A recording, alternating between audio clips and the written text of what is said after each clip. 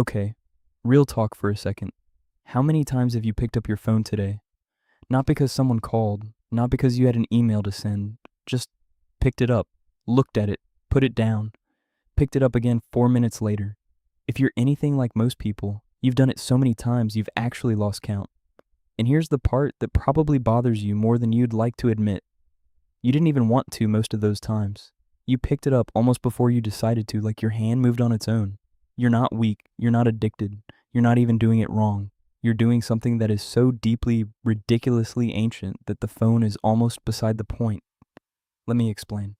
Back in 2016, a researcher named Jean Twenge published data showing that the average person was checking their phone somewhere between 80 and 150 times a day. That number has only gone up since. And every time a new study comes out, every time a journalist writes another piece about screen time and dopamine and the death of attention spans, the explanation is always the same. The apps are designed to be addictive. The notifications are engineered to pull you back in. Silicon Valley figured out your brain, and now they own it. And look, that part is true. That part is real and worth talking about. But it's only half the story, maybe less than half. Because the pull you feel toward your phone, that low, persistent itch to just check, just for a second, that feeling existed long before smartphones, long before the internet, long before screens of any kind. It existed before written language. It existed before farming. It's older than almost any habit you could name. Here's what it actually is. Your brain, the one sitting in your skull right now, is a social monitoring machine. That's not a metaphor. That is genuinely its primary function. For the vast majority of human history, we're talking hundreds of thousands of years, your survival depended almost entirely on your relationships, on knowing where you stood in your group, on knowing who liked you, who didn't, who was angry at you, who might share food with you, who might help protect your children, who you could trust. Miss a shift in the social dynamics of your tribe, and you could end up isolated. Isolated, for most of human history, meant dead. Not eventually, fairly quickly. So your brain evolved an extremely powerful, extremely persistent system for tracking social information. It developed a craving for updates, not food updates, not weather updates, social updates.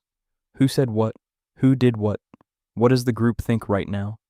What's changed since I last checked? This system ran constantly in the background, like a process you can't close on a computer. And it was brilliant. It kept early humans connected, informed, and alive.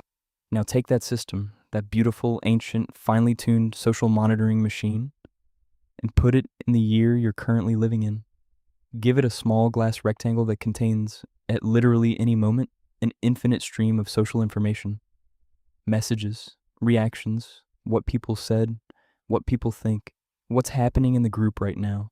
Your brain looks at that phone, and it sees exactly what it evolved to crave. Not entertainment, not distraction, social information, real-time updates on your place in the world.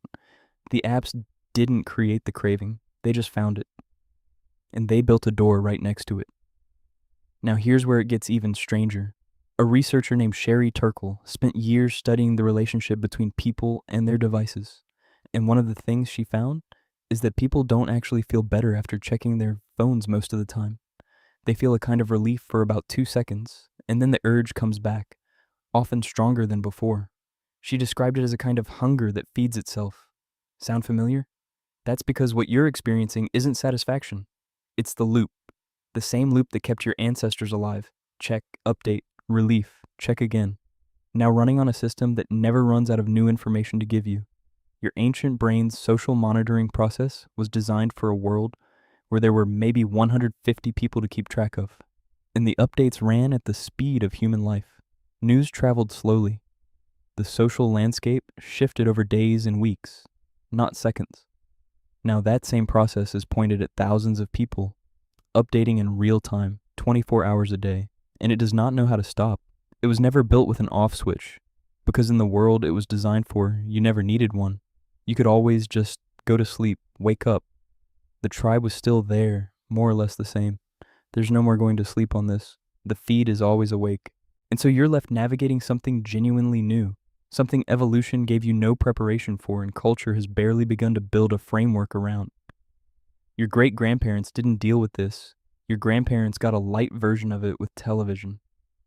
And you're among the first generations for whom constant connectivity is just the default state of existence from childhood, without a before to compare it to.